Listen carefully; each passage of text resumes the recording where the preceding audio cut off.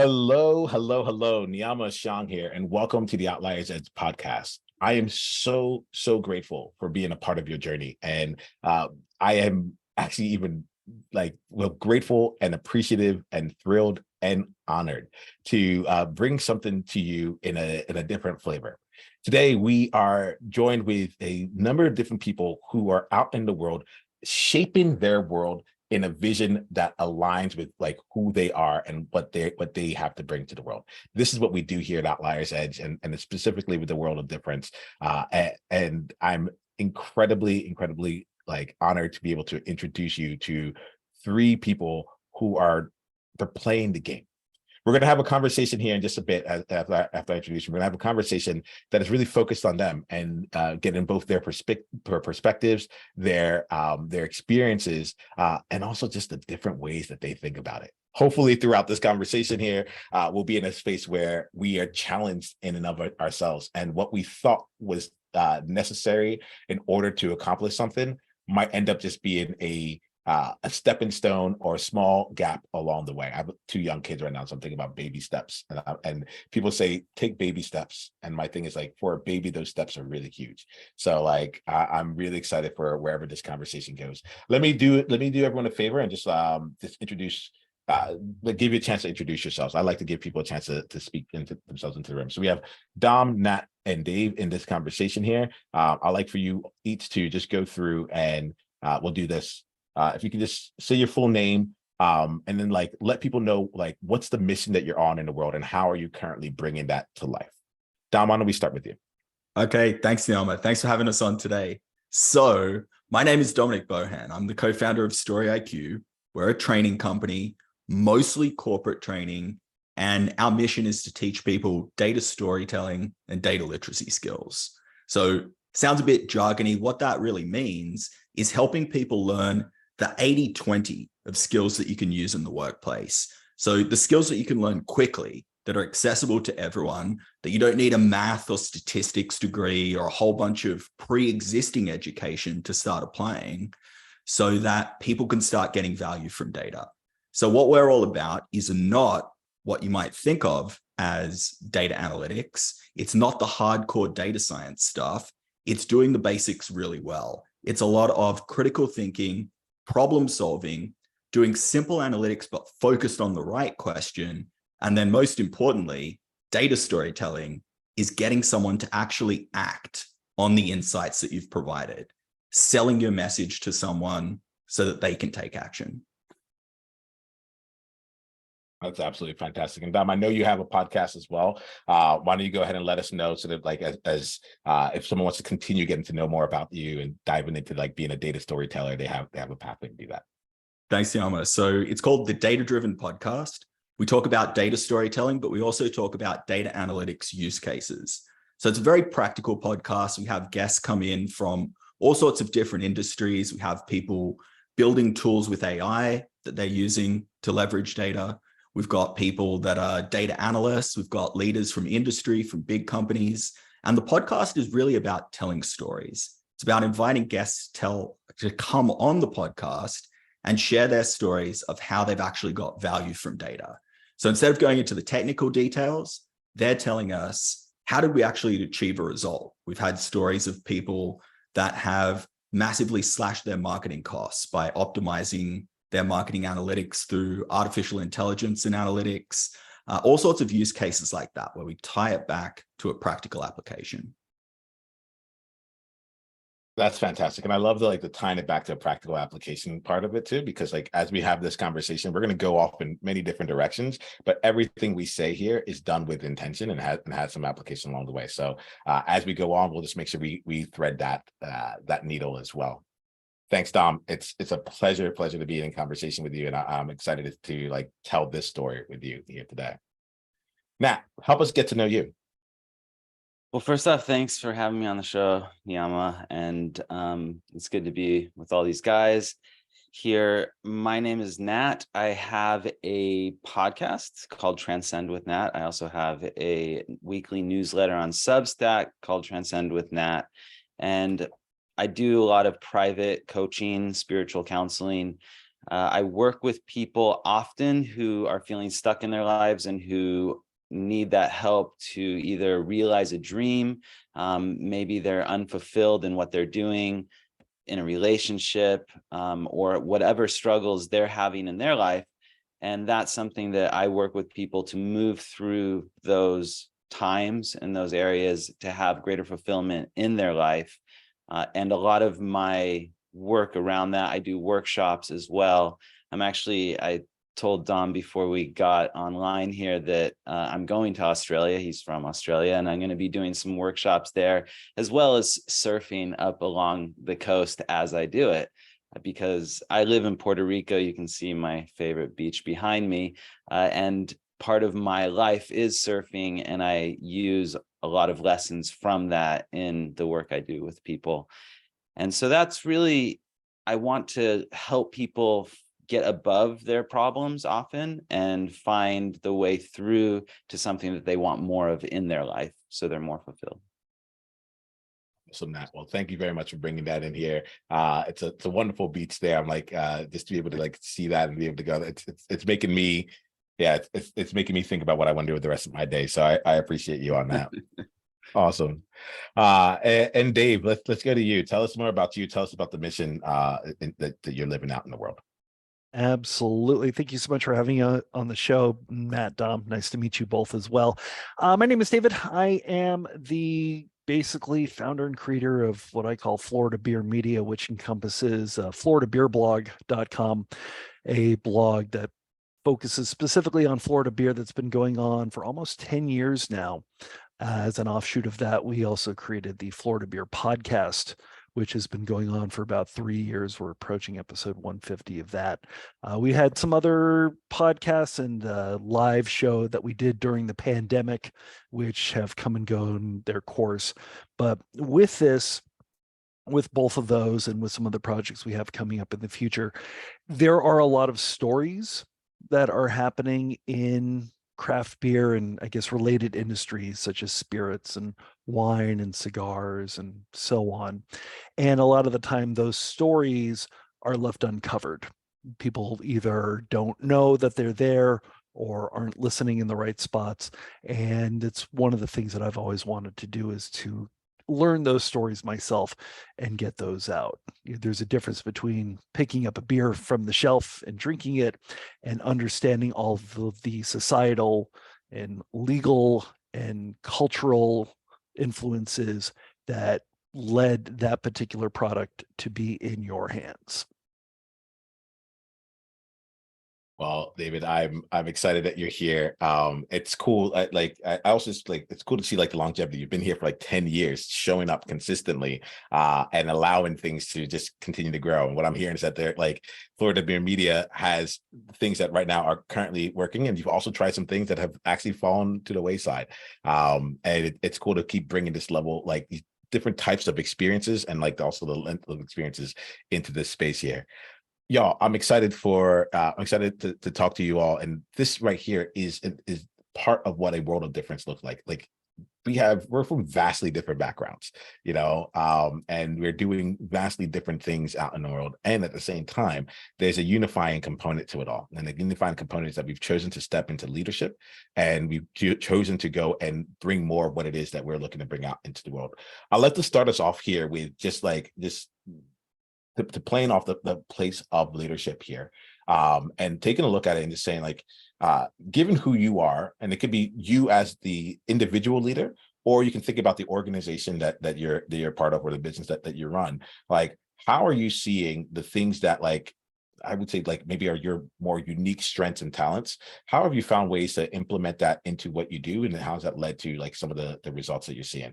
I'll leave this one as an open question if anyone wants to jump in first, and then just say your name so that people can hear, they can associate you with it, and then let's continue on from there.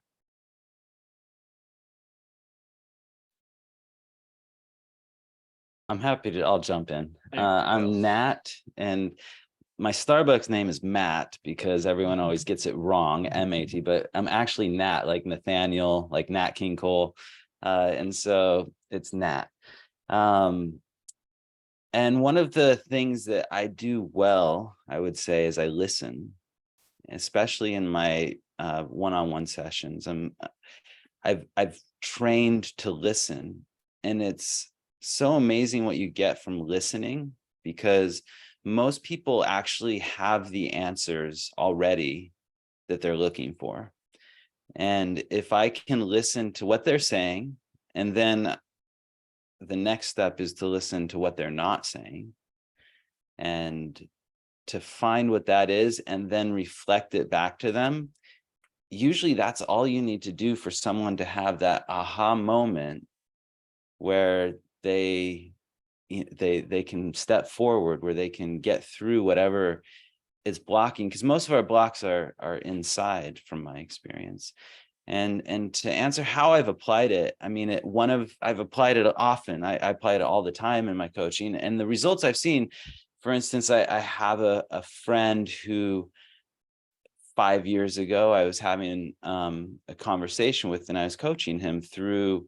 He was successful in the diamond industry, and he was looking at doing a real estate fund in mobile home parks. And we both agreed I love financial stuff too. And so I was like, this is like, that's how we got onto the subject. I was like, this looks like a good industry. And he had been wanting to do a fund, but he didn't know if he could do it. And so I talked him through it, and every time he would just tell like his fears, or he can't do it. And I would just be like, well, like, how would you do it if you could? And can you get through that? And why not do it now? It was always later, because my teacher, John Raj, always said, you are in your laters now. And so the later doesn't exist. So it's like, what do you want to do now? And so he finally got through it and did his experiment fund number 1 for that. Then he did fund number 2. And at this point, those funds are now worth $100 million. And then now he's on to fund number 3, going into home offices and bigger money now than what he was before. I mean, for many of us, 100 million is pretty big money, but there's even bigger money. And that kind of thing, or just the person, and she's in corporate, she's good in her corporate job. And then recently I was working with her, and she had trained and wanted to do this work of personal coaching, specifically with certain types of trauma that she had been through and she had worked through. And she wanted to give that value to others because she felt it'd be more fulfilling. And I just kept listening to her and going through with her the things that were blocking her. And that was like the salary-itis, right? The like, I need the salary, I need to pay the rent, I need to pay, or the mortgage and this and that. And we got through that. And now she's off doing she's making that transition now into this new thing. And so that's how I've worked with the listening part and the reflecting. So I'm hearing, I heard 3 things. One of the 3 things really stuck out to me in there. One was like the superhero power of the listening, right? So your ability to take things in, and you said something like to hear what's being said, but more importantly, hear what's not being said. The element of reflecting that back. And then you said something around the later now. I tend to say something, we model the future in the present. And when I brought you all in here, I said, I lead the World of Difference movement. But the point of this here is to show what it's like to like live in a world of difference. Like this is the end state. So I'm hearing that there, and I appreciate you bringing that into this space here. Dom or David, like how are you all using like your superpowers? What is your superpower, and how do you use it for what you're building out in the world? Could I just riff off something Nat said? Because it really resonated with me. So I knew there'd be connections between our disparate things, and I'm sure I'll find a connection between data and beer at some point beyond me just liking to drink the stuff. So the power of listening is probably the most important thing we try and get across to the people we train in order for them to be able to present great stories with data. And you'd be amazed at how many people don't do this well. And I know because I used to be one of these people. So in the world of data, there's a huge tendency to be like, all right, I've got my facts, I've got my data, I've got my analysis, I've got my p-values, it's really, really accurate. And then to just thrust that in someone's face, basically, to try and drive a particular decision. And what I learned over time is to step back and basically do exactly what you said, to listen to what they're saying, also what they're not saying, and ask as many questions as possible and get them talking before presenting a recommendation. So if I can give an example, back earlier in my career, when I was doing things the wrong way, it was a situation that we had with a supplier. I was working in procurement analytics, and we had a supplier that we were recommending because they were cheap. And what I discovered later in the process is that the person that was going to sign off on this decision didn't really care about the cost. All they were focused on was the customer experience. Now, they're not going to pay a completely insane price, obviously, but they didn't care about a 5 or 10% cost reduction if it was going to impact the experience for their customer. And so I ran in with a recommendation way too early before I understood what the decision maker actually cared about. So if I can bring it back to leadership, I won't say it's a superpower, because it's kind of the opposite of a superpower. It's being humble. And in a leadership position, I basically look for opportunities to share stories of where I made a mistake or where I screwed up, especially when you're teaching people, to show people that as an instructor facilitating a class, I'm not standing there going, you guys have to do this, and I'm the big expert and I know everything. Quite the opposite. I'm showing that it's normal and it's okay to make these mistakes. And man, the amount of mistakes I've made, I could fill the whole podcast with it. Hey, this is Dave here. I will definitely say listening is critical, because while you may be a leader and you may be in a position of power, you do not know the person who you're talking to as much as they do. And only through those conversations, and I'm very lucky when I go to visit some of the people that I speak to, I'm also able to observe things that I never would have anticipated or never would have thought about. And you're able to use that sort of in the conversation. I'll bring up an example since Dom did. A couple months ago, we did an interview with a brewery, Lost City, and the name could be an idea for what they sort of go for. It's very much Indiana Jones, old temples, civilizations, things of that nature. But when you take a look at some of the tap lists, it's very evident that we have some Tolkien fans there, which took the conversation in a completely different direction. And had I not paused to take a look at that, is something that I never would have known about. But that ended up being a good portion of that particular interview, because I allowed myself that moment to sit and listen and observe. Let's stay on this element here around like especially when you just said I allowed myself that moment.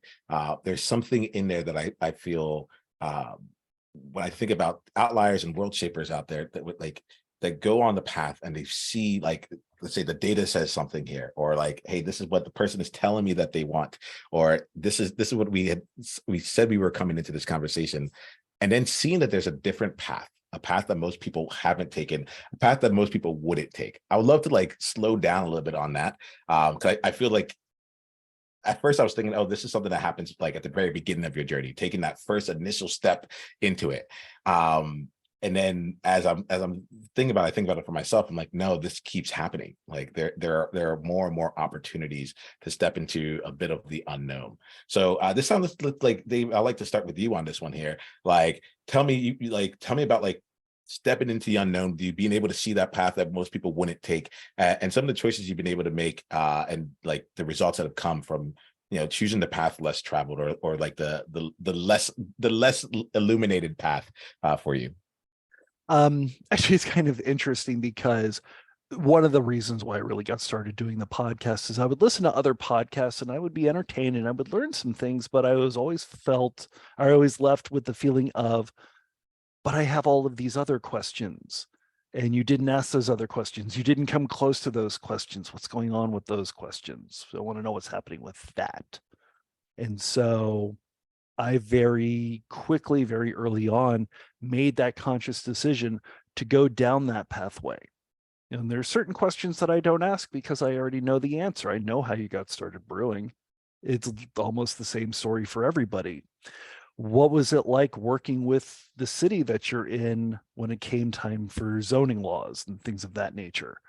Things that are incredibly critical to the industry that most people don't even think about, because it's very different opening up a clothing store than it is opening up a place that literally creates a product that not only is a drug technically, but in certain ways could also be a bomb. You know, I did not realize some of those things until I had some interviews with some distillers. And so I sort of had that vision. I understood what I wanted to do and why I wanted to do that, why it hadn't been done before. And I stick to it. And it's honestly, it's a selling point for me when I introduce myself to a new organization and want to chat with them, or they come up and say, you know, I've heard your stuff. It's really good. Let's talk about this thing that I'm very passionate about. I want to open it up for everyone else, but I want to just get a little bit more into like the selling point for you first, real quick here, because there's something here where it seems like it could have been a negative. You're like, if I look at everyone else that are doing podcasts, they're taking it down this path. I'm going to start asking different types of questions, and now it's become a selling point for you. And I love to go and see how we can take the things that people consider to be a negative, things that they're like, oh, I don't want people to know, I don't want to like actually show others, and highlight how that ends up being like a actual positive, something that works for you, right? So can you speak a little bit more about like when you say it's a selling point for you? It doesn't need to be too much, but I just want to get a sense of that a little bit more. Well, absolutely. It actually accomplishes a number of different things. So when I'm able to focus on this sort of information, a lot of the brewers are very happy about it, because this becomes the conduit where they are able to talk about things that are affecting their business and their industry that nobody really mentions before. I'll use example. We've got a number of state laws here in the state of Florida. For example, a brewery cannot self-distribute. If you go to a place like Texas, they've got a bar across the street. They want to walk a keg over. You know, there are a number of states that can do that. Here in the state of Florida, if they're literally across the street or they share even the same parking lot, it has to be picked up by a third-party distributor. It has to be taken back to a warehouse where it must sit for 24 hours.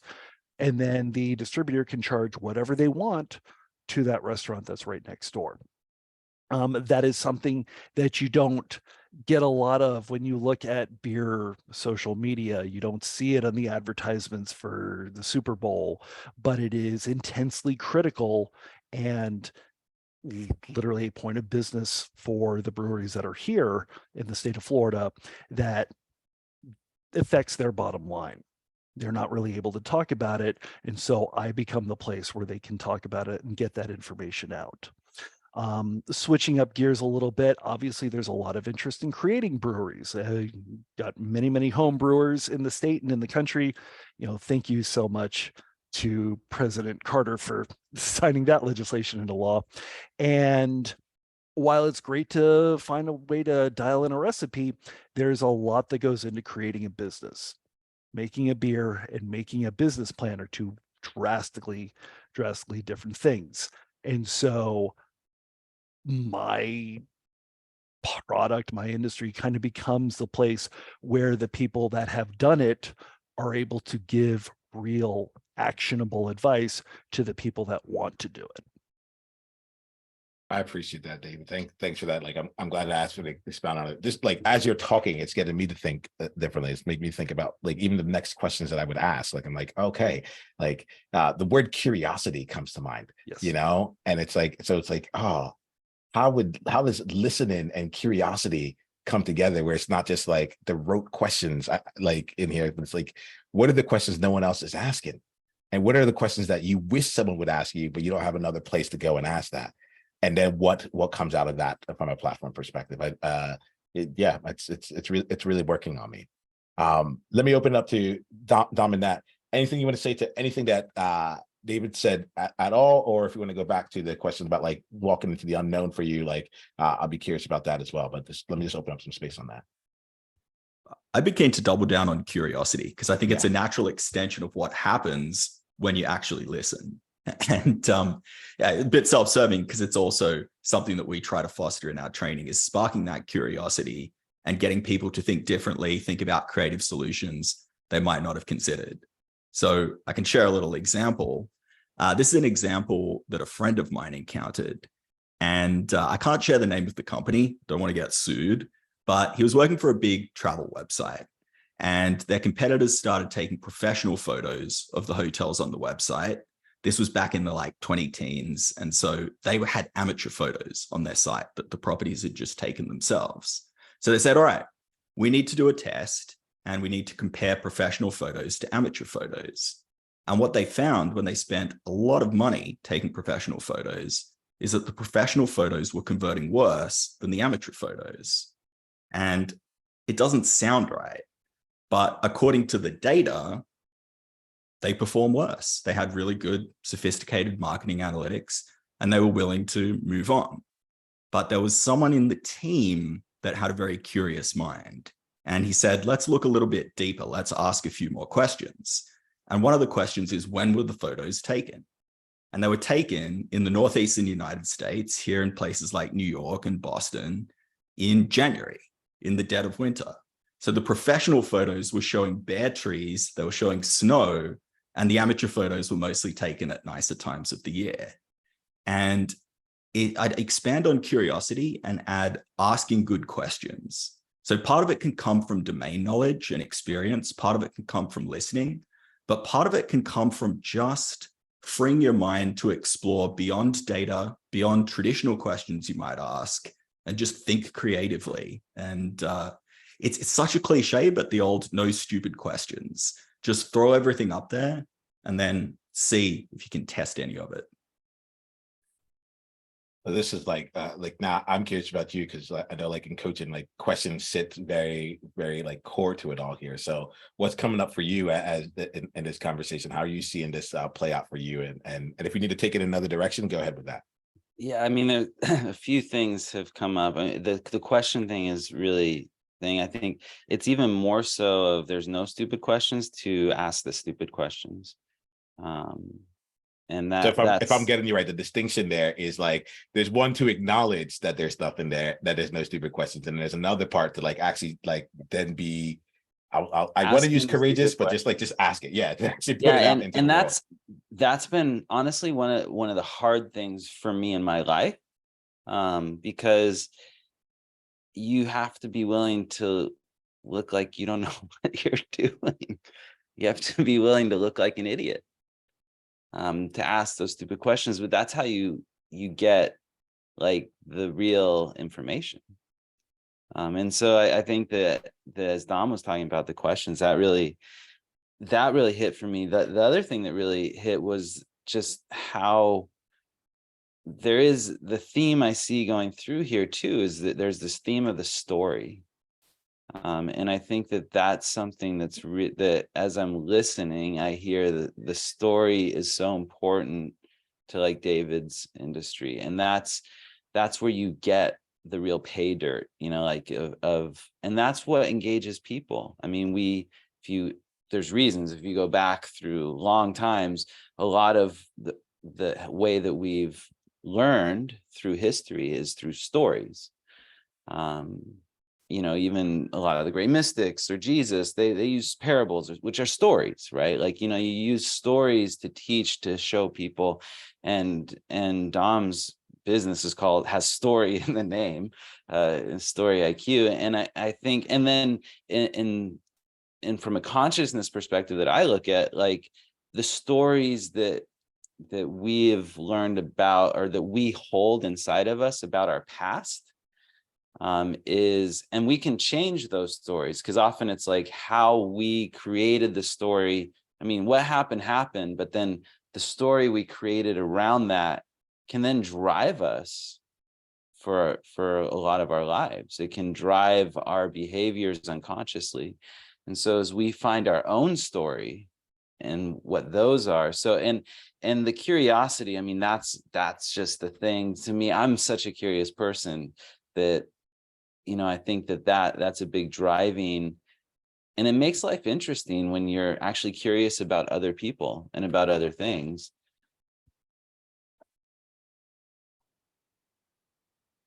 Right now. Yeah, I was definitely I muted for think a I little bit. froze. Yeah, yeah. You first were a bit there. There's like we had a bit of a toss up, but like there's something that is playing out for me Oh, as we're in here. Okay, so Nat is still going to be coming back online like in just a bit, but I'm seeing and hearing these like the through lines throughout here. And one of the things that again, I'm someone that likes to like model the future, right? So model what it is that we want to see. Hey, welcome back, Nat. Welcome back. thanks. Sometimes important, and that's never actually happened to me before where I'm actually kicked off. Wow. Yeah. But Yeah. sometimes it like skips for a second, but like, I'm in the Bermuda Triangle, so Yeah. This is it. This is also why I choose like I actually like this podcast format. Like a lot of times people like will go by and they'll do a lot of edits and such. I choose to do a lot of just like let's let it out in the world. And the reason for that is I'm like we can talk about failures, we can talk about like things that don't work the way that we want to, and so on and so forth. But some of the biggest like most transformational, most like up level in moments have been when I've seen how leaders have actually navigated that. It's like and to see like, oh, they just got called out in front of their entire like in the middle of their retreat, there's 150 people here and someone is saying, I don't believe what you say, I think you're full of it. And to be able to be in that space to see how people like navigate with that has actually been really incredible. So I'd like to leave all these things in here. I like to give all these places because there's like that before you took off. I'm going to start wrapping this up altogether. But before you took off, you were talking about like how story seems to like there's something that's touching on all of us here.